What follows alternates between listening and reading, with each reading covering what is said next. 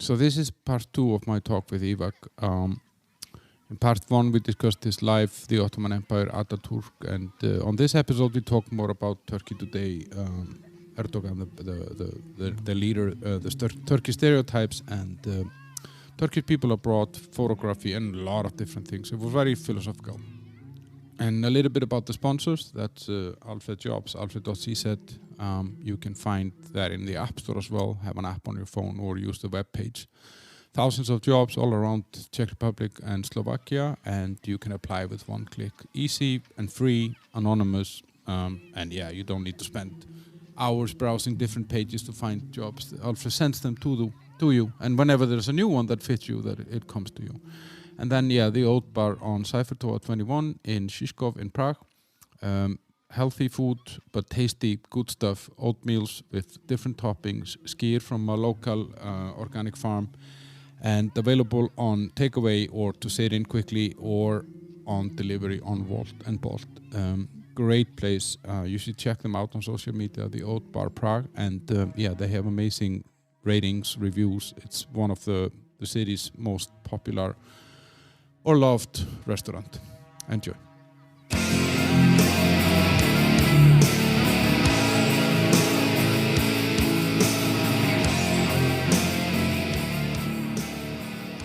Then Erdoğan came to actually like a savior. He first went on well with the army and everyone, and people supported him. Even the left wing supported him. Socialists supported him. A lot of people in the country supported him because he wanted to change the status quo. Or Yeah. He wanted. Yeah. So at the beginning he was great, and it's going great. He made allies. He won against them, but in time it started changing. But wait, so you're saying that when he comes in, he's coming into a situation where 60% of the nation who is religious is kind of pushed to not, how do you say, be active. They were oppressed. Yeah, they were in political public arena. They were oppressed. Like you couldn't. For example, I still remember I was younger. The first time a woman with a headscarf won the elections and went with a headscarf to the parliament. It was a huge deal. They kicked her out. Like the prime minister at the time said, someone should teach lady the attitude, blah, blah. It was a big thing. They were not even allowed in anything. You understand what I'm saying? So he came like he... And now I'm not even allowed into a fucking supermarket without a mask. Yes. So he changed some things. Like Erdoğan came and changed some stuff. Now that's also why Erdoğan still gets in the... Like people believe he will still get a high vote, because those people are afraid when he's gone. They are afraid that it will go back. I think that's important to understand Erdoğan, because the supporters are afraid that things will go back to 25 years ago when he leaves, because they are governing the country like 20 years. So, but what does his politics stand for? I mean, if you were, I mean, is he more of the right or the middle, or is it like if you just look at the political agenda of because I'm just trying to understand, what are people afraid that it goes back to? Are they afraid that it goes back to oppressing religious people? After he leaves, it may go back there. That's what people are afraid of. Some people. Now he doesn't have that much support. And I will be honest with you, a lot of people in Turkey believe that in 2023 elections, Erdoğan will lose. We are actually confident that he will lose. And we are now keeping an eye what he will do. Until that, we'll do some action. But it's a difficult country to run. I mean, like, it's not like you have a very diverse culture. You have, I mean, and in some way, Turkey has its door open to anything. Yes. Turkey can have relations to Russia, can have relations to Europe, can have relations to Africa, to yes. And That's why they don't kick us out of NATO. Yeah, because it's a very strategic and important country in this sense, but at the same time, it has one foot in Europe and one foot in, I don't know, Middle Okay, East. so or let me whatever. start by funny facts first. The first thing is we are 2 Facebook friends away from Erdoğan. Erdoğan's one of best right men. He appointed him as ambassador to Czech Republic, Egemen Bağış. He has a Facebook account and he's friends with my friends. So it's that near. Like whatever we speak here is that near to Erdoğan. Second thing I'm sure he's listening I to will my give podcast. you some... We will see, but he is such a character. Second thing is, I will tell you some interesting facts. When Erdoğan won and when he first came to the power, he was even supporting LGBT, like the gays and everyone. He was saying that they are the colors. Everyone should have a right of speech. Like even at that level, he was democratic. Then slowly, after 5, 6 years, 7 years, 8 years, he started to he tried to fix things with the Kurdish people. He invited Kurdish people in exile back to Turkey, Kurdish singers. Then after 8 years, he starts saying, democracy is just, a path to Sharia law. Or he didn't say Sharia law, sorry, but he said it's just a path. It's just something on the way for us to go for our It's real a direction. milestone, yeah. So there, I think in Turkey, the educated people, the intellectuals started understanding that they are betrayed. They supported Erdoğan up until that point. Even Erdoğan's advisors were, the top advisor was Armenian, Etienne Mahçupyan. He left the office after that point. He resigned. Like Erdoğan was really coming from a ground moment, but after 8 years, things started going into a different direction. The power, I believe, started corrupting. He also started realizing that he's not getting a lot of votes in Turkey if he goes further from nationalism. Yeah, exactly. I mean, that's still a thing in Turkey. Like even you are left wing, whatever you say, you are modern, I'm democratic. Nationalism is a thing in Turkey. But is that somehow, does the Ottoman Empire and this history of being this big empire that ruled a big part of Europe and was a real superpower, does that affect nationalism today there? Of course, because they teach us in the childhood, you grow up with that. Like I was making language exchange with one woman here. Her name was Ksenia, if she listens. And she was teaching me Russian. Everybody's listening. Ivak, everyone listens. She may listen after this. She was teaching me Russian and I was teaching her Turkish. So I asked my mom, can you send me a Turkish language book for children? My mom is a primary school teacher. And you open the book, it starts with the Atlas of Turkic people, like Turkish origin people. And it starts from Turkey, it covers nearly all Russia. Because that's true. Linguistically, you can go Azerbaijan, Uzbekistan, Kazakhstan, all. And she is from Kazakhstan. She was like, wait a second, Ivak, what the fuck is this? Why is my country included in your country? I said, but we are from same origin. She said, no, what the fuck? I don't understand. So in Turkey, still in school book, primary school book, there is a book, when the child opens, they see this huge map starting from Europe to Asia. That is all red as if it's one big country. That says we are all relatives, we are all Turkish people in this map. So you grow up still with these great ideas that once upon a time, for example, Ottoman Empire, at its peak, they teach us that Mediterranean Sea was our lake. Yeah.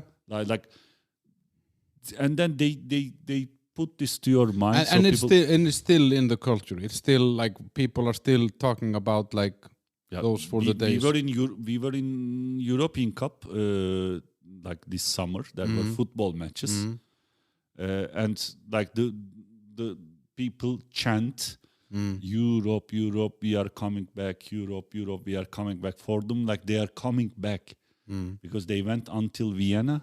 And they were pushed then they back. pushed back there, Yeah, so they are coming back. All the songs for the national team were quite militarist. We are coming, we are soldiers, we will die for this country. And on the other hand, they play fucking football on the field. Yeah. It's a deal. But how, I mean, like with politics, because it's really, I mean, it's very interesting, I feel, with politics, that there are certain leaders around the world, like the Brazilian or Bolsonaro, there was Trump in the US, I mean, it was Margaret Thatcher in the UK. Yes. You know, we have Erdogan, we have what's his name, David Orban in Viktor Orban in Hungary, and it's almost a duty to hate them. It's almost like an obligation. You have to be against those people. If you're not, there is something wrong with you, or you're a people hater, or you're a bad person, or something like this. And for me, this is it's very hard for me to agree with these kind of things, because I don't live in those countries. I don't understand the culture. I don't understand. And for me, a lot of those people, or most of them, if not all of them, they have been voted in a democratic election. So they are the will of the majority. Just like here in the Czech Republic, we have a president, Zeman, who is considered by most people that me and you will meet an idiot. But he was voted by the majority of the people in the country to be the president. Yes.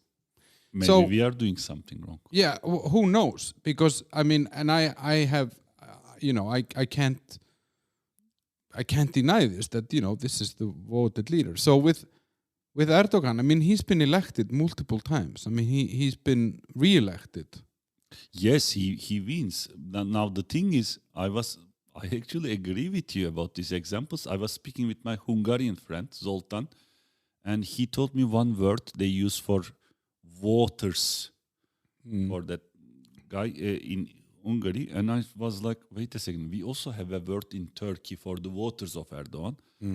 It's an animal. And there it's also an animal. And in USA, they also call them an animal, okay, the voters.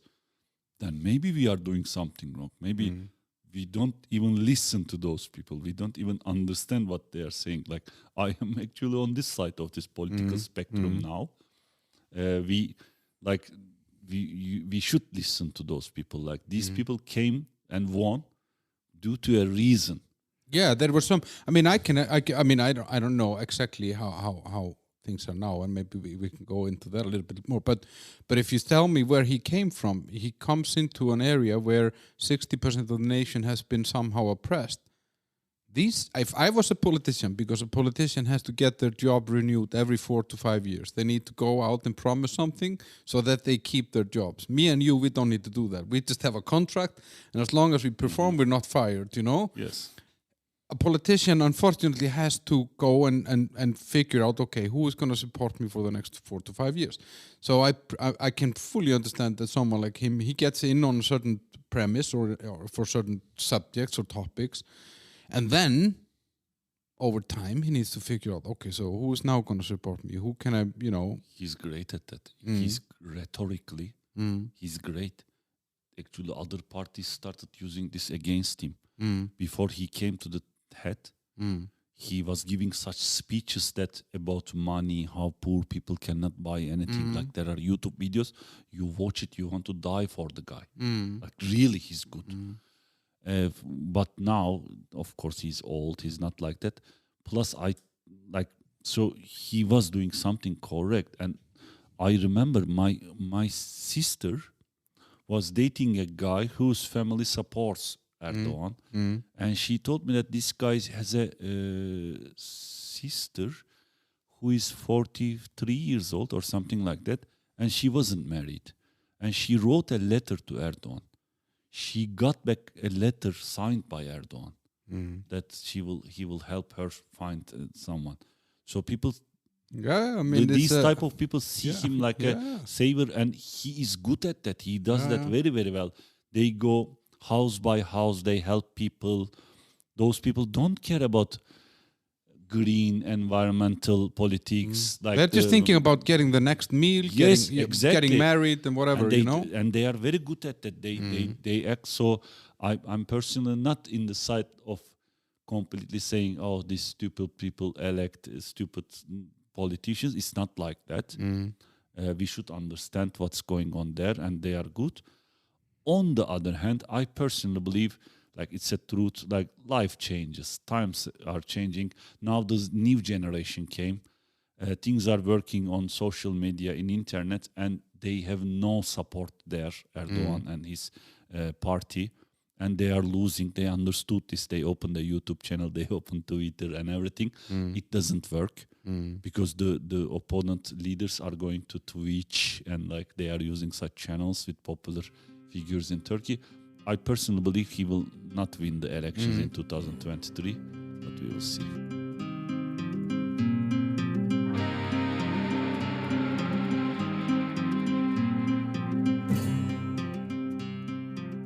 But what is he doing wrong? I mean, what is going on wrong politically now in Turkey, if you think about it? Like, because as I said, I mean, it must be a tough job to keep a country that is so diverse together and moving in one direction. The first thing is, or what is it that people are criticizing? Let's say that. In Turkey, we have a saying that the frying pot, is what beats in an election. If you cannot feel it, you will lose. So financially, Turkey is doing really, really terrible. I will give you an example. I'm here for 16 years. 10 years ago, whenever it's Bayram in Turkey, Bayram is like your Christmas time. But for us, it's Bayram, a different time. Prague was full of Turkish people. They had money to come to tours to Prague, go to bars and do everything, go shopping. Now, Turkish money lost value maybe 4 times.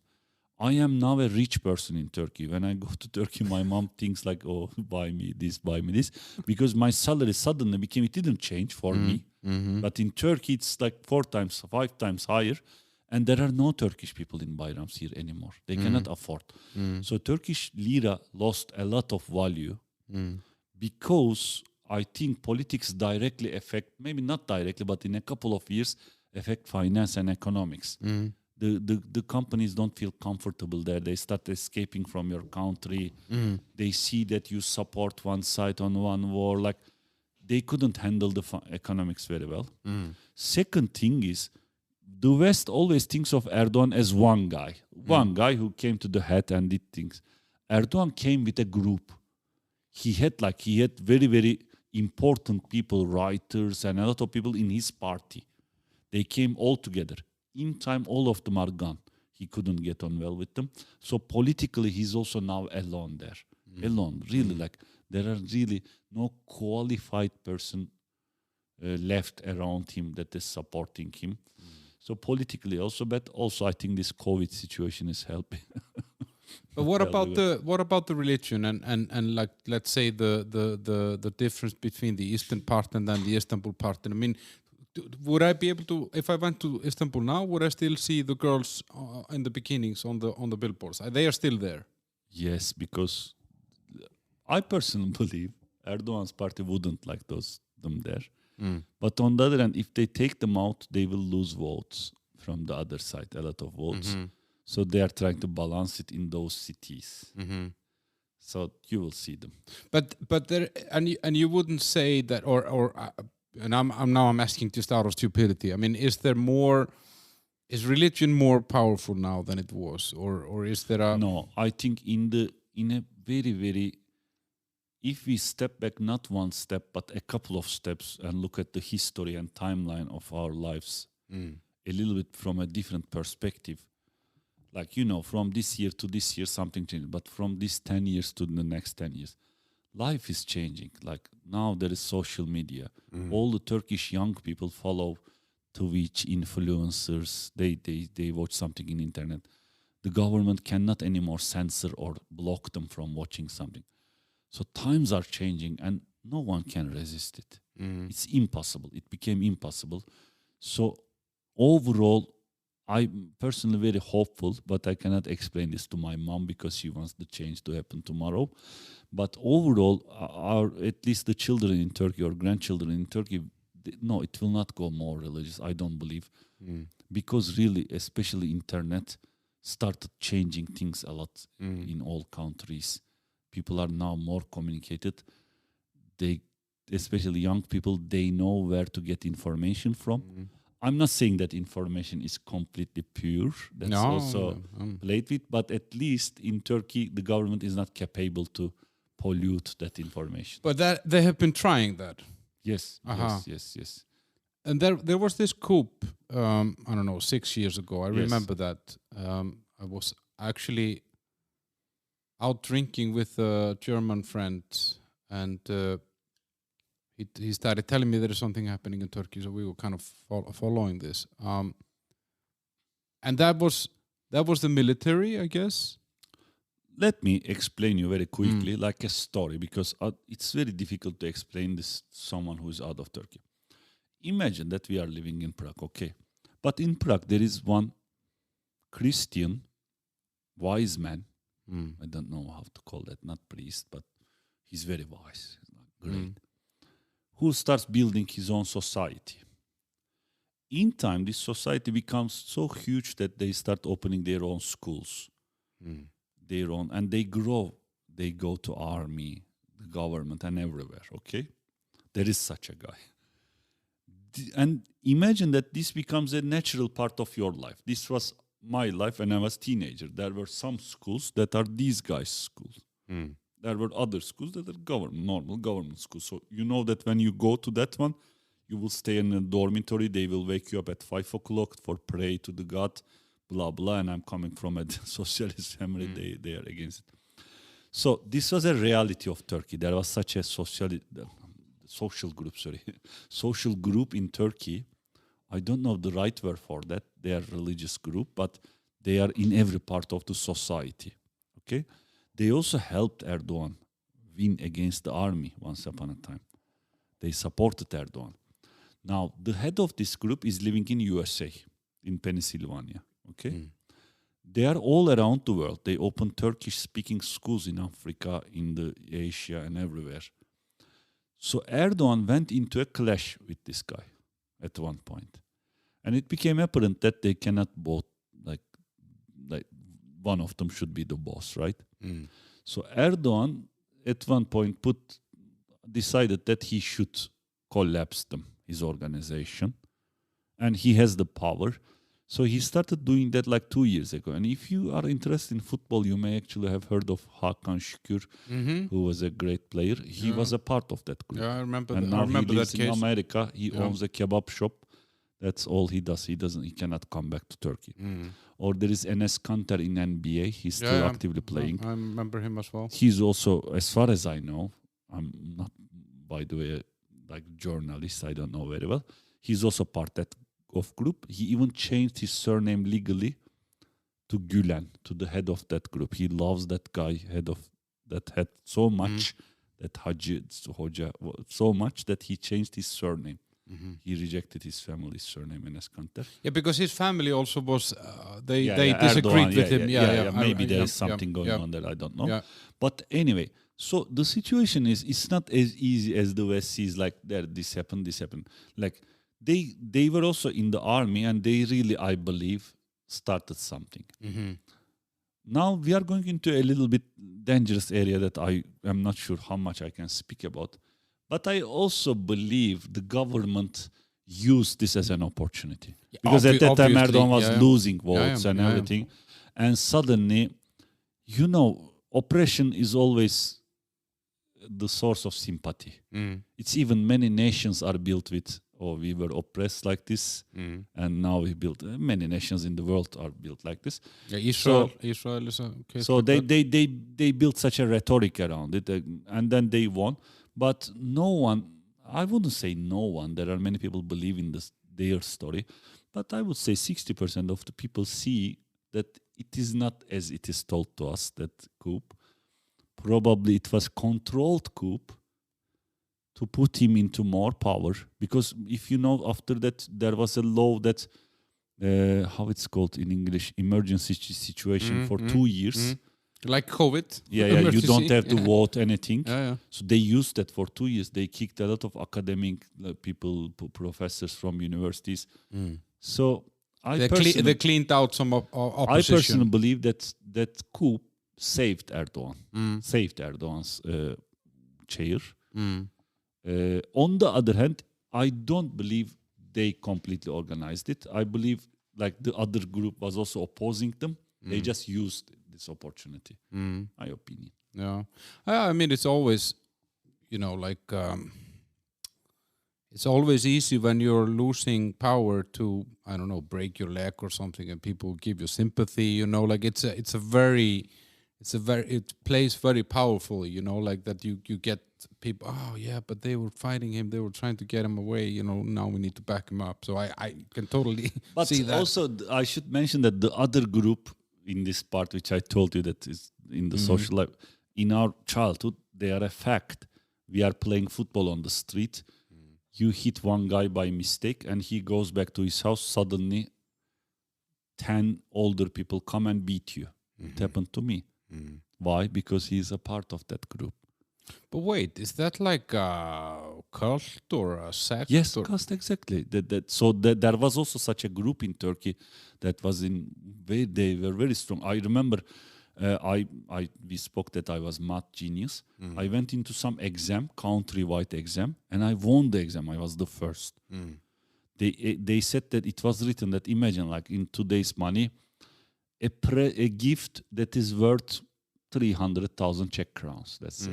But My father, 300,000 Czech crowns is like $15,000. Yeah. Yeah. So my father went to pick it up, and it was just education in their schools for a while, because they, in a secret company, they made this exam to attract talented children. And suddenly they realized my father, because when they were young, they fought against each other in socialist movement and right-wing movement. So I couldn't get anything. So what you're telling me is that in Turkey, there is I don't know what you call it, like a subculture somehow, or yeah, there are. But wait a second. You should understand this, that in Muslim countries, this is still a big thing. They are called tarikats. They are subgroups of the religion. They are still very strong. Like whichever party, for example, political party which builds a good relation with these tarikats, they win. Kurdish movement, for example, in Turkey, the leaders of the Kurdish movement are very political, very bright people. But the voters, they are mostly these tarikats. They make an agreement with a tarikat, because Kurdish people mostly still live in tarikats, in these groups. So they make agreement with one of them. Suddenly you get like 20,000 votes, for example, suddenly, because no one can change vote to another party. If they're told to vote, and they vote. East, these tarikats these groups, religious groups, are still very, very strong. I've been, for example, to army. I don't know. Yeah, you're a tank commander. Yes, because in Turkey it's obligatory to go to army. And I'm from the west of Turkey, and I got good education. I finished computer science, but then I had to find a way. A lot of men in Turkey would actually make master's degree and PhD just not to go to army, because as long as you get education, you escape. I had to go. I went. At the beginning, they made me tank commander. So they gave me education, 3 months I had education. But then, because I have computer science degree, last 9 months, I was working as like software engineer, I would say, but also mostly doing things like, they call me at 2 a.m. at night. What happened? The general has a daughter. She wants to chat with her boyfriend, and the webcam doesn't work. So I go at 2 a.m. I take a taxi. Next day, they ask, like, is there anyone computer engineer here? And I raise my hand, and I go, we have to carry the boxes of computers from a truck to a room, and they just ask for that. So I had very, very ridiculous moments in the army. Even like quite, for example, they once asked me to hack an Excel file on the web. A colonel asks me, okay, so I'm saying that I cannot do this. It's an army website. Imagine an army website, you have to hack something. And then I asked him, like, why do we do this?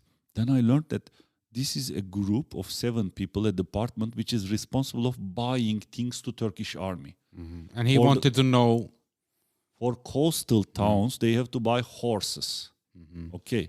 But in Turkey, a lot of things are corrupted. So from government, they ask some money. They say that the best horses in the world are in Amsterdam.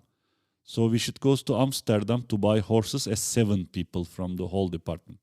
So they get a budget to go to Amsterdam 2 weeks to buy horses, which is completely bullshit. They just meet Natasha. Yeah, okay. Yeah, we'll come to her later. They go there. Yeah. They buy I think 10 horses, and then they have to bring them back to Turkey in trucks, not in airplane. And while coming to Turkey, inside Turkey, one of the trucks fall down and one of the horses die. Now, in army, this is a big deal because this is now a part of government. This horse is owned by the government, so you have to go to court, blah, blah. So they decide that they should go to some village around that place, accident, and they should just get a random horse and put it and say that this is from Amsterdam. Car, yeah. Okay. They take it, they go back to Ankara. And in Ankara, there are some tests on the horses. Now, they put these 10 horses into certain tests, and there is always one horse that's always winning. In race is winning, in pace is winning, in strength is winning. This is the fucking horse from the village. Yeah.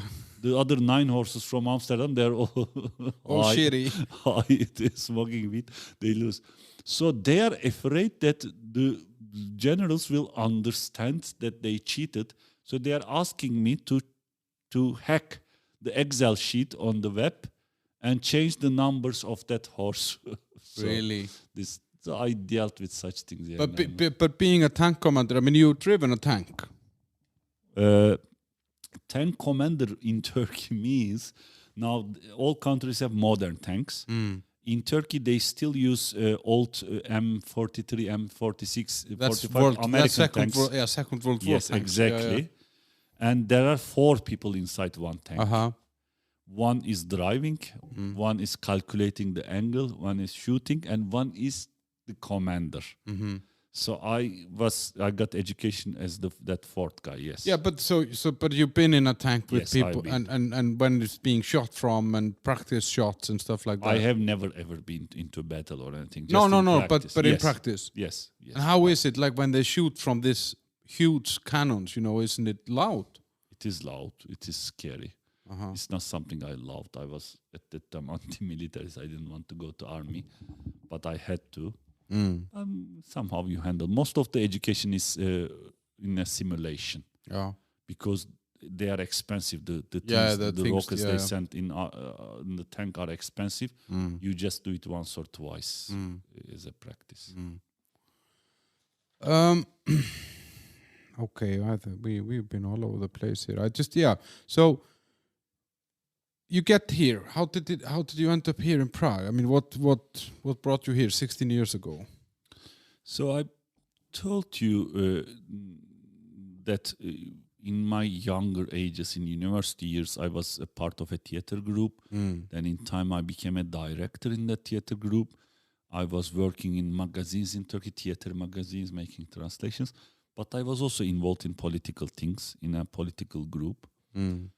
It is a little bit related to that. Like they were always pushing me work, and you cannot say no in a political group. And in time, you are a little bit older than you're 18 years old, and you want to be independent, do your own stuff. So I became more and more disconnected from the things that I'm doing in Turkey. And also, since very young ages, I'm reading a lot. I didn't have a lot of chance to visit the other countries. I didn't have a lot of money or financial situation. So I wanted to go out of Turkey, break a little bit that situation. That's why I started looking for a job in computer with my degree. And I got an offer from a company called Monster.com. It was a job search website. It had a huge office in Prague, in Václavské náměstí. There were at one point in total 440 people from 30-something nations working there. I still know a lot of foreigners in Prague in IT industry or in other industries because of Monster. Because at that time, 16 years ago, Prague was not this multinational. So I came in a quite boring story. I know many people come here for love, for chasing something, but I applied. You came here for Monster. More Monster, and I got an offer. I came, and then I loved it. I was planning to stay 2 years, but now it's 16 years. I loved it. But Then you met your wife here. No, we knew each other before I moved. She's from Ukraine. That's also another culture clash between, because we spoke about my mom's and father's culture clash. We met before in Turkey. After I moved here, we were together for a while. Then we got married. But yeah, for us, it's also an interesting story because I've been many times to Ukraine now. I've been, for example, to Donetsk before Russia occupied because her relatives were from there. But there, people first ask her, like, oh, are you really married to a Muslim guy? That's the first thing they do.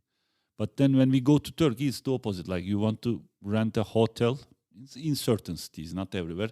But directly as they see Ukrainian passport, they don't want to give you the room because they think she's prostitute. Because in Turkey, like, there are a lot of sex workers mostly from Ukraine. There is even a saying which is quite ugly. I mean, my children are Ukrainian, so it's quite ugly. But you say, I am going to Natasha tonight, which means a man is going to a prostitute. So in Turkey, we are having that difficulty. They think that, oh, Ukrainian directly like this. And when we go to Ukraine, they have opinion about me. So, yeah, it's a little bit two-sided, but we are having that culture clash.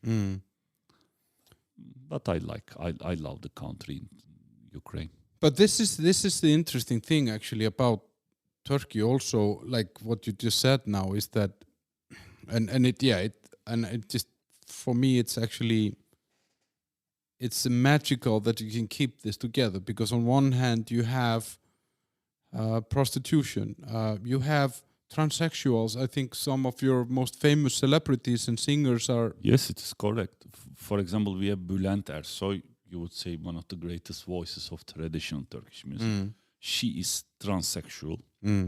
She had operation in the 80s when it was quite a radical thing to do at that time. And one president, Özal, president, gave directly ID to her. At the beginning, she was rejected to be given female identification card. Yeah. Yes. But then we have Zeki Müren and other, like, a lot of people, they call him like the son of Turkish music from more older times, but everyone would agree that he's the greatest. He's also gay. There are even like about our greatest singers, people say they are gay. So yeah, the culture is a little bit interesting and a little bit different than what I hear from many of my friends in the West, what they think Turkey is. Yeah, exactly. The perception is very different, right? When you go to show business, it's different. For example, there is a saying in Turkey, or not in Turkey, but I've heard from someone, in the West, private life starts, or personal area starts by touching. In the East, personal area starts by seeing. That's why you hide it. You have to hide your body. Because if someone sees you, a woman wears a skirt and someone sees the legs, that's her privates, they shouldn't see. But in the West, it's not like this, not seeing, the touching. So there are really, like, if you go to Turkey, you will really start seeing now a completely... You go to Serbia, Bosnia, Herzegovina, Bulgaria, yes, culture changes. But once you go to Turkey, it's now the Eastern culture. You have to hide things, but also something else. You have your public representation is important. How you represent yourself in public. And the rest can be shit. It's even in work life. Yeah, you have to come exactly at 9 to work. You have to leave exactly at 5. That's very important. But I'm a engineer working in American companies. They don't give a shit. They don't care. As long as you should do the work assigned to you. Like I assign you a work, do this please. It's more important for you to do that in high quality, right? Than me checking you come at 9. But in Turkey, it's the opposite. The representation, there are even jokes, anecdotes about that. So the representation is very important. So the West, so that's why it will never be told that we have gay singers, we have like because we will always, they always want to represent themselves as this nice high culture.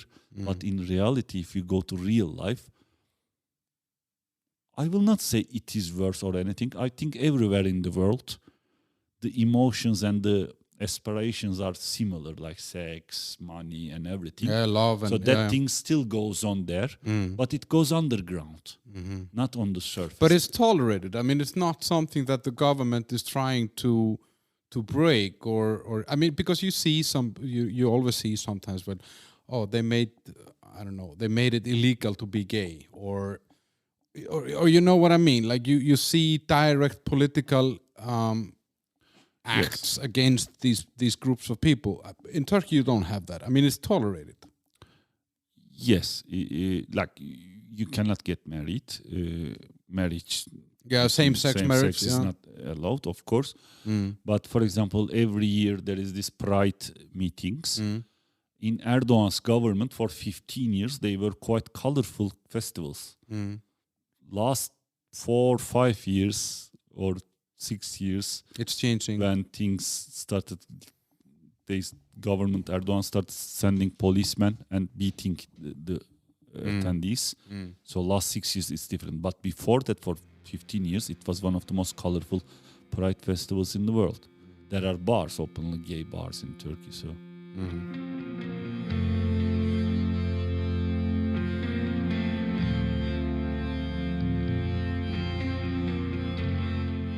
I mean, and I think definitely these are the kind of things that we don't know. And I can tell you, for example, I mean, and it's such a funny thing what actually influences the impression of a country. I'm from Iceland. I mean, we're 360,000 people, and we have been invaded once in history. I mean, we were invaded by the British in the Second World War, but we were happy that they came because otherwise we would have ended up with Hitler. Yes. So, 1627, the Turkish raids. So you know the exact date. Actually, it was throughout the summer. I mean, nobody would sail to Iceland during winter anyway, and so they took 400 people hostage and transported them and sold them to slave traders. So here are Turkish people taking white people from Iceland and selling them into slavery in North Africa. At the same time, there were black people a little bit further south in Africa taking their fellow black people in Africa and selling them to South America and North America. But and it's an interesting story actually. We learn about this in school. I mean, this is like as I said, it's the first and only invasion that we had. Did you know about this? I've heard they don't teach this to us in school because they never touch anything about Ottoman Empire that was bad for other people. You know, they keep that like they don't. For us, Ottoman Empire was this great empire that did great things all around the world. For example, we even have 2 words for when Ottoman Empire goes to a country and city and occupies it. And then when the opposite happens to us, there are 2 different words in Turkish language. They're not occupation. One of them is like bringing peace or something good. One of them is like a terrible thing.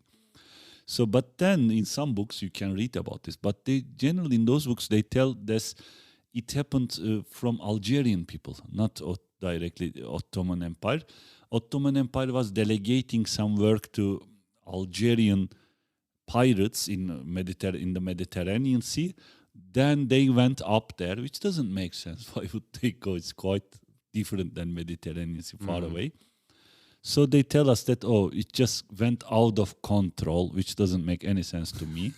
It went out, they suddenly I found myself out of the Gibraltar and in Iceland. They took the wrong turn on the boat. Yes, so it doesn't make sense. But I've heard this story. I've even heard that there is still a law in Iceland that Algerians and Turkish people or someone is not allowed to go to the island, no? No, I don't think so. I mean, know these books and articles. Did you know these facts? Yeah. So it's very famous there that we cannot go to Iceland. Well, you certainly have been there. I mean, there have been and there are a lot of Turkish people living in Iceland now. But I think it's just it's interesting in many ways from, because it was 400 people, but 400 people from Iceland was a lot of people. You know, like we're a small nation, and back then we were even a smaller nation. So it was a big part of our nation, but we never got any money or any payments like they're asking about now in America. You know, we should get payments because our ancestry was slavery. Yes. My ancestors were, you know, some of them were probably put into slavery there, but some of them made it back, and that's interesting. And there were, I think, out of those 428 people actually made it. After all these years, how do they know that they're everything is documented in Iceland. We are lucky with that. Everything is documented. We documented everything that we had nothing. You have nothing to do with it. It's snow, rainy, windy. It's shitty. So you just sit at home and write books. You know. I see. For example, in our history, there is also, we didn't touch, but there is with Armenians, like before the First World War, I think. Yeah. Around that, there was something. I mean, we can call it genocide. I actually call it genocide. But in Turkey, it's a big thing. When I call it genocide as a Turkish man, for you, it sounds normal. For the country, if my mom or people hear this, my mom is open-minded, but others hear this, it's a big deal.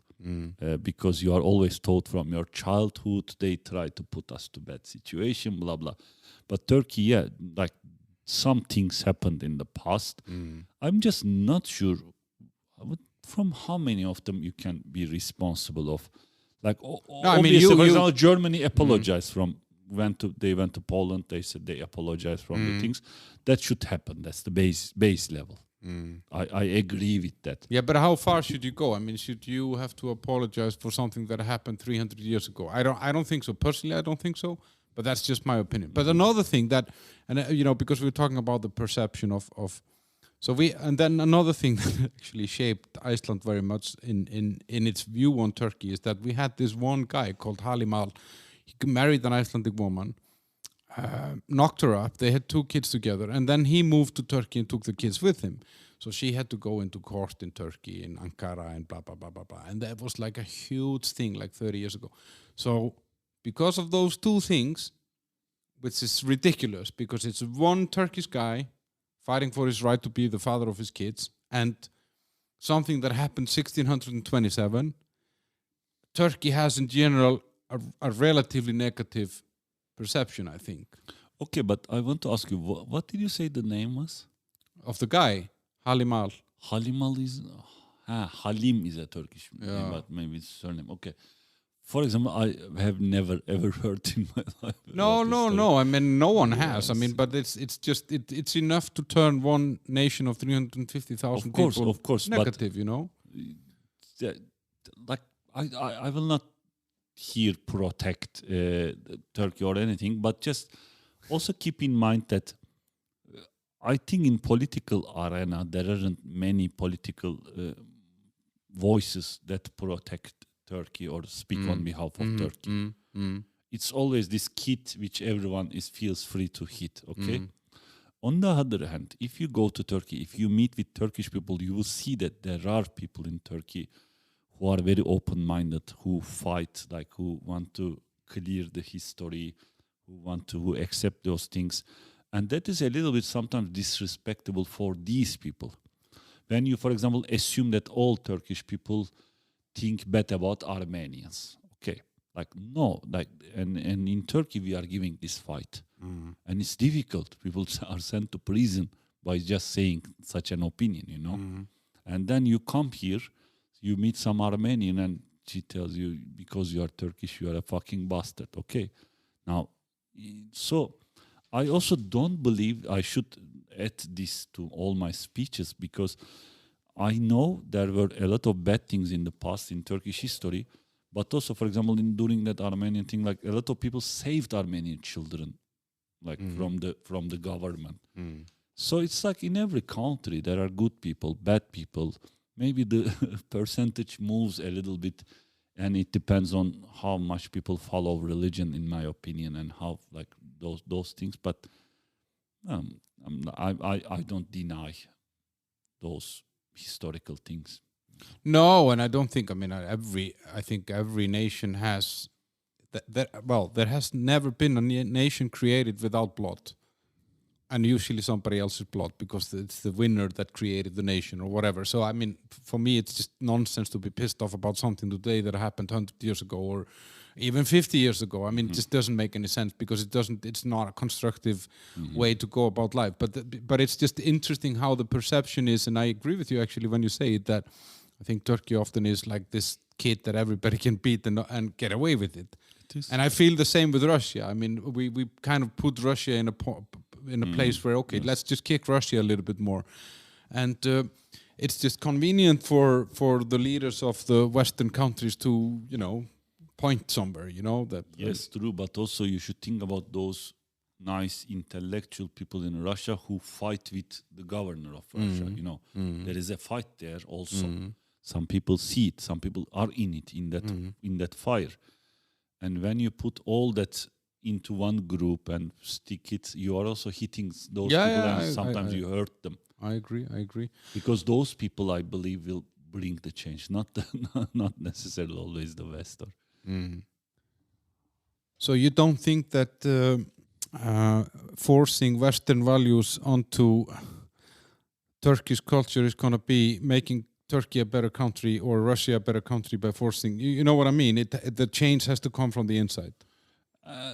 I don't exactly agree with what just you said, but in these countries which have quite a history, there are also quite a lot of actors inside the country. It's not as simple as Erdoğan is there and the rest is like sheep following him. There are actors. Erdoğan, for example, I'm saying that Erdoğan will lose in 2 years the elections. It's not like Erdoğan is not like the North Korean leader. But on the other hand, I find it, let's call it like this. There are people all around the world who believe in better values, like changing life in a good direction. And in every country, there are such people. For example, we can here speak with you and speak about Iran. And like stick Iran, hit Iran, say everything bad about Iran. But what about one Iranian guy joins us, which I know living in Prague, who is quite open-minded, a lady, who's quite open-minded, very nice woman, coming from a nice family, educated family. What about she comes here? How would she feel? Do we ever think about that? I sometimes find myself in this situation. People around me speak about Turkey as if like Erdoğan is representative of the whole country and like everything. So I agree with Western values, but we should be careful about when we say words about the whole nation and the country. And the second thing is things I believe work in a different way in many countries.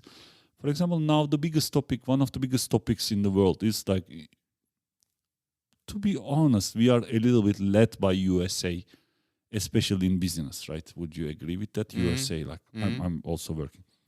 And then whatever happens there, like this Black Lives Matter, for example, it's important. It becomes an important topic.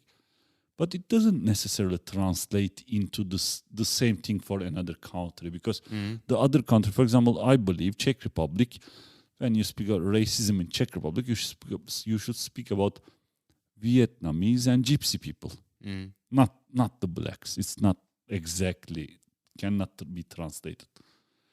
So I'm speaking a little bit about that. We should be more careful choosing our words or choosing our rhetoric about other countries because our values are translated in a different way to that country.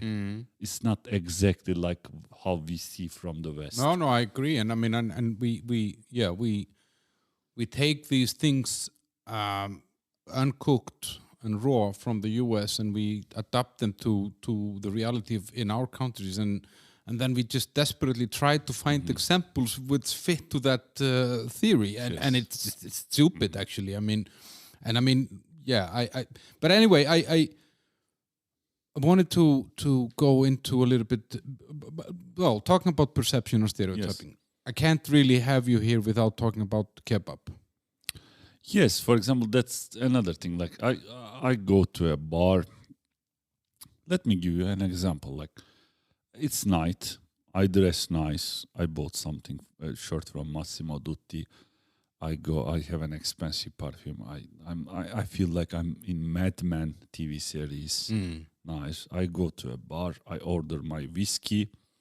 I turn right, and there is a drunk guy or someone who tells me, "Oh, hey, where are you from?" I'm from Turkey. I love kebab. And like this happens so much.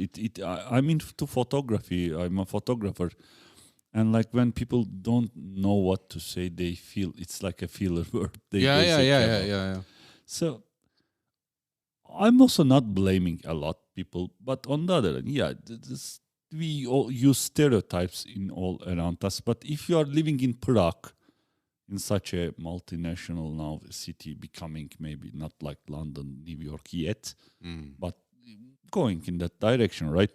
And you are dealing with foreigners living in Prague. You can be more careful with your words. Like, we are not all kebab guys. It doesn't mean so that but majority yes. On the other hand, the second question generally is, where is the best kebab place? They ask me, and I will answer it. but why? Because it's a really interesting thing. I mean, like what we have here is that, I mean, like in Prague, we have all these tiny little corner stores that sell some cigarettes, some drink, some milk, some bread. Like some basics, and some of them actually have a really weird collection. But they're on every fucking corner. And they're all run by Vietnamese people. It's a really interesting thing. And then when I lived in Denmark, where I lived in Copenhagen for 5 years or something, and then all those stores were run by Turkish people. And fruits and spices, and it was you could find stuff in those stores that you couldn't find anywhere else. And then, of course, the kebab. But why those two things? Is there any specific So reason? I cannot tell you about those two things, but I first will start with some information. For example, the Vietnamese people in Prague came by an agreement during in the 70s. Time, they came. But it's the same in Germany. They needed workforce after Second World War. They made an agreement with Turkish government. They took, I think, 700,000 people, low-level workers from villages. So those people had never education. They had nothing. I have relatives living in Germany. Now I will add to this conversation. I stopped visiting them. I hope they will not listen to this. Are they listening? They brought that village life to Germany. They are different. They are not like expats. They are living there. I have a cousin who was born in Germany, in Stuttgart. And I go to him, he takes me with his BMW. By the way, he's a lowest level worker in a factory. Like his family didn't send him to university or anything. And then he tells me, "Hey, you are in the town, so let's go out, have some fun time. Let's go drink some Red Bull." Red Bull? Really? Seriously? Are you serious? And then he takes me to some cafe to drink Red Bull. So they live different. And I will be honest here, okay, with you. I'm not. You haven't been honest so far. I was honest, but I was picking my words carefully. Now I will not pick them carefully. Sounds great. We don't associate ourselves, and when I say we, I mean like Turkish people who got some education and moved to Europe for some work, okay?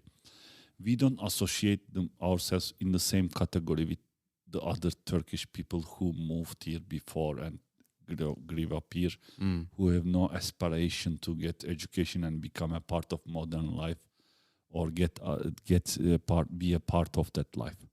We really try to separate. For example, when we go to a restaurant with my friends, if we see such people, we change our restaurant or they also don't come to our restaurant. So there is such a difference between someone who gets some education, moves to another country, and another person who was born there from family and doesn't care about education. So there is such a difference, I would say. For example, when I go to a doner kebab shop, like kebab shop that's apparent there, they ask us, "Oh, do you know any lawyers?" And we say, "Why?" "Because my friend is trying to escape to Europe. Like, I need a lawyer." And we just leave the place with the kebab.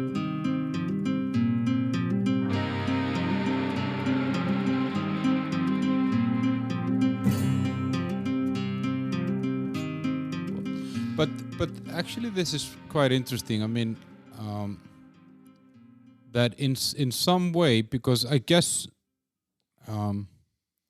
this is actually the divide that is within Turkey as well. Because on one hand, you have people who are educating themselves, that are participating in a global community, they're working jobs and stuff like that, and then you have those other people that, okay, they might not be drinking Red Bull there, but they're doing, yeah. Yes.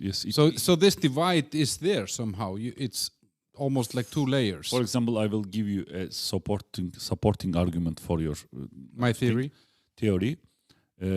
Erdoğan allowed people living in other countries to vote. It wasn't allowed before. He gets a lot of votes from Germany, Denmark, Holland. But there was a voting in Prague. I was there. I voted. So to the opposing party, there were 220 votes, not Erdoğan. To Erdoğan, there was 20. And to the Kurdish leader, there was 9. So in Prague, the Turkish people are a little bit different. And like, I cannot say directly you are right, but yeah, there is some correlation between these two groups. It's correct. But we For example, I remember there was one election where Erdoğan, people believed he would lose. I went to the election. There is generally 240 votes in Prague. It's done in embassy. That day, a lot of Kurdish people were around. They even brought their kebab stands. They were giving for free food. And that was the election Erdoğan couldn't win. He repeated the election. 3 months later, he won. But you could, in practice, see that people got excited. That he would be leaving. Yeah. So I've never seen like, and Kurdish people, their leader got a lot of votes. I didn't even know there are so many Kurdish people living in Czech Republic. I actually had some story. I'm not sure if I should go into it, but after this election, I met some people because I'm also into political things. They added me to some Facebook group. So in this election, Erdoğan couldn't win. He won 3 months later, but some dangerous things happened in Turkey in between. Some bombs exploded. Okay? And after that, 3 months later, Erdoğan won. And people died. For example, in one of them in Ankara, 150 people died. 156 or very young people died. So then suddenly I found myself in a Facebook group. That this group is saying that like this person did it, this person did it, blah blah. And then they also told they had a demonstration to, like, I even have a poster from that time which says Vrah or whatever it's called, blah blah. I'm now bleeping some words in my speech. So I went to a demonstration and there were Czech anarchists there and then some people. Anyway, so there was this Kurdish people again there making a demonstration. I never even knew there are so many Kurdish people living in Czech Republic. It was in Palaskaya Nameste. Then they added me to a group and then they told me that they will meet regularly once in every week near Českomoravska stop. Okay. They tried to include me. But then I told them something like they didn't like. I said that, look, I'm in every election, I'm voting. I've never seen you. Where did you come from? Like, probably they didn't vote in previous elections, they thought that. And they were shy, blaming me. Anyway, what I'm saying is, then I've never been, of course, to their kebab shop in Českomoravska. I've never been there. But then 1 year later, they caught this Kurdish leader in Prague from Syria, not from Turkey. You know that the guy, famous guy who was escaping from Prague. And they found him. They said that he was found in a kebab shop in Českomoravsk. No. I'm guessing that these Kurdish people have some center there. I don't know. I'm guessing, but But do they have good kebab? You don't know. You never I'm went afraid there. I had to go there. Yeah. But wanted to just. So you like it here in Prague? I love it. What is I it? personally never had, for example, racism in Prague. 16 years, just once in a metro, once drunk guy understood I'm foreigner. Or a couple of times, some jokes like about, what do you think is going on Tunisia, in Syria, Algeria? I don't know. It's very far away. But most of the other things were subtle. I felt that sometimes people, when they learn that I'm from Turkey, they lost connection with me. But other than that, I believe it is great for a Turkish guy. Like, there is no prejudice, or there is, but it's not like Germany, Holland, or other countries where everyone treats you like a kebab guy. Here, at least, in Zizko, they treat you like a cool guy. But do you think that the lifestyle that you have here, I mean, the way that you live here, could you live the same life back home in Turkey? No, I cannot. But I also don't believe I can live the same life in maybe Spain or somewhere else. No, I mean, this is a very liberal city. Yes, I mean, like, it's Prague extremely is very good. Yeah. But do you think you would ever move back? This is a question I'm asked, but I will not move back from Europe. That's for sure. On the other hand, I love Prague. I got offers. Once I was about to move to Berlin with my wife, and then once to Amsterdam. And it's easy for some foreigners. If you are in business, you get good salary. I rejected. I was about to accept. I rejected just because I realized I love Prague. I love here. I want to live here. The only problem is I still cannot imagine myself as an old guy in Prague. When I'm old, 70, I'm not part of this culture exactly. Is it still possible to live like an expat in Prague? Because you are not anymore that guy going to Zizko bars, So is it still possible? That I don't know. So I cannot imagine myself in Prague. However, I should tell you that we spoke a lot about Turkey. We didn't touch this. My family, my mom, my sister, they escaped from big city life.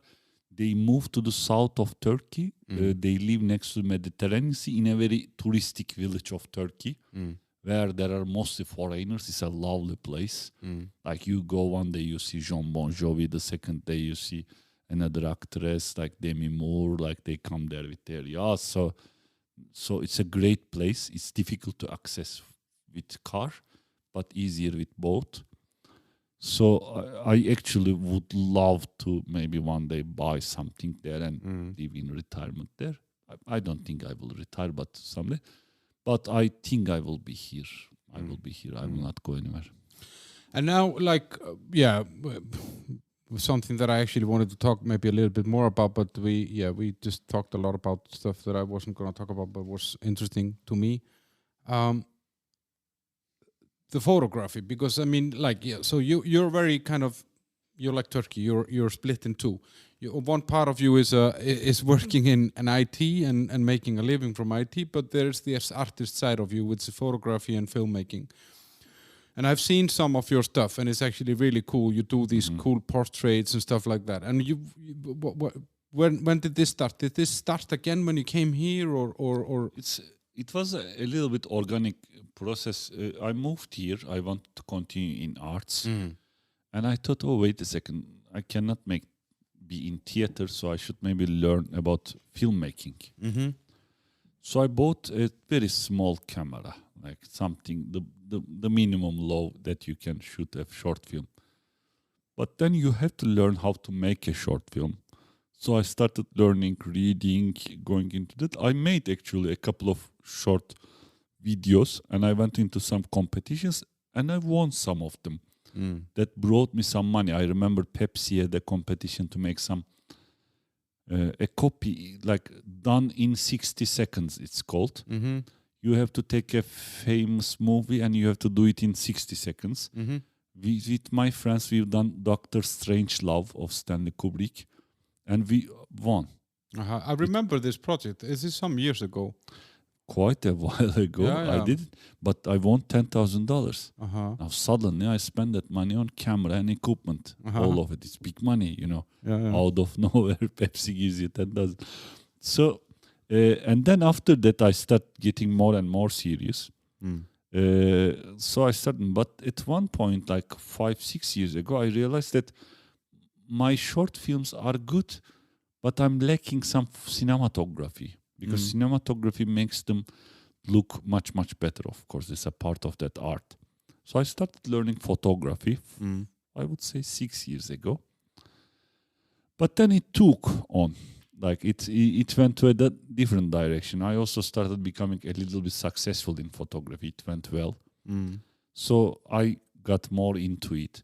I was first making photos around Prague. I was going to bars.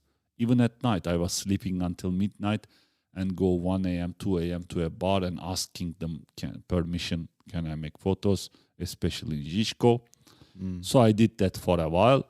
After a while, some newspapers said that, can we make an agreement, can we use your photos because we love them. In Czech Republic, they use some of my photos. So I started growing some audience. But after a while, you come to an end. And because I'm interested in many things. So after 2-3 years, I started making people's photos. Then that became a habit for me, or like I loved that. So I started buying some equipment and I started building my own studio. So right now at home, in my one of the rooms is a studio. I have all the equipment and everything, and I make photos there. So I went into more portrait photography. Like when I say I'm going there, it's not like take the camera and start shooting. That I'm learning, I'm watching YouTube videos, reading books. Like, I go very deep. I teach myself. And then now lastly, the point I came is now I'm renting a place in Žižkov. I will open my own studio at last. But what are these pictures used for? I mean, are these photos? I mean, are these? I don't know. I mean, I've seen it looks kind of like, I don't know, like a fashion or I don't know, or arty fashion somehow. I mean, now the people I took photos with will hate me if they listen to this, but now they're all listening. Most of the times, people come. Some people who want to be famous in Instagram or something, they want those photos. So I took, to be honest, nothing. It's just for my development in this hobby. I honestly but don't know. You won some awards for photos as well, right? Yes. For example, the first time when I was making street photography in Prague, that got quite an attention. It was published in some street photography magazines, one in New York, one in like international magazines. So there I got attention. But in time, street photography up until a point, I want to do different things. I started portrait. Then I even wanted to go into different. I'm now using wide angle lenses doing. That also got attention. To be honest, I'm in contact with many interesting people, especially through Instagram. For example, there is one actress in New York, living in New York. We chat. She is the granddaughter of Fanta, the architect Fanta who built Hlavni Nádraží. Her family escaped from communism, and she's an actress there. And she was following Prague accounts, and she follows me. So she wants now to come to Prague to get photos. Yeah, she wants not necessarily for photos, but I started building connections. I also continue making short movies, although I should admit that the last serious project I made was a couple of years ago. It's been a while. I have a son now, small, so when you have a baby, you spend time with children. With them, yeah. So, but there, for example, with that movie, I was accepted to many festivals. They pay everything. But then I represented Czech Republic. It's written that Czech Republic, Ivak.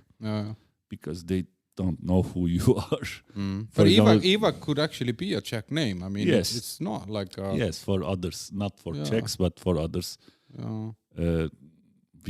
I've been to Poland. They said you can bring a friend, and then we went. And my friend, he made us drunk a little bit that night. We couldn't attend the ceremonies, and then next day we wake up and we see a French couple directors who met us at the beginning in the first day, and they say, "Oh, did you watch our movie tonight?" And my friend is like, "Oh no, I didn't watch it. All day I was in bed. I watched like Netflix, this like Daredevil or whatever, blah blah." And the guys are like, "Are you serious?" So we didn't give a very good impression there for Czech Republic. To be honest. But that's good then that you were under the wrong country name. Yeah, I had to enter. Listen, what would you do in my situation? Imagine you are a Turkish person living in Czech Republic. You make a short movie. The short movie is in English with English actors living in Prague. Which country does this short film belong to? Because the short film festivals ask you what country. I don't believe you and I, us, we fit in those definitions. Times are changing. Like you don't necessarily belong to like Iceland. I'm not coming from a Turkish cinema school doing this film. No. I live in Prague. So what do you choose there? So that was the problem. Yeah.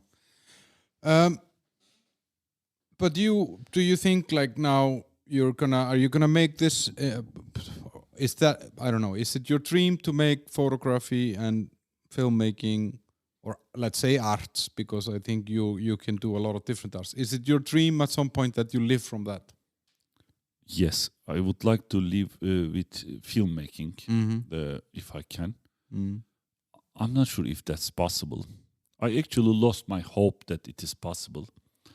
On the other hand, I'm always thinking like this. When I'm very, very old, I would like to look back and see some things I produced, like some real products you produce. Like photo is one of them. But then when you make short film, there is something that we've done this with this interesting people once upon a time. So I want to do the things to leave something behind. You know, like you're building some monument. Yes. Also, there are also many things in my mind for years. And I'm reading these conversations with older people. They say that whatever in your mind, do it. Otherwise, life passes and you end up not doing them. You feel regret. So I want to do them. Now I'm in my 40s. I believe I have like 10 years. Now 50 is the new 40, so maybe 20 years. But I want to make at least the things in my mind. Maybe they will be unsuccessful. But at least you tried. I tried. Exactly. I mean, that's the most important thing. I mean, I'm leaving behind this amazing podcast. This is going to be my legacy. Ivak, where can people follow you? Where is I'm following the Instagram account. I don't remember the name of it. What's the name of it? Monolumia. Monolumia is the Instagram account. I will put it also in the episode description. All the links. So Monolumia is the Instagram. Yes, and I don't follow you. I should follow you back because I didn't fully agree. Yeah, fully agree. I didn't see that.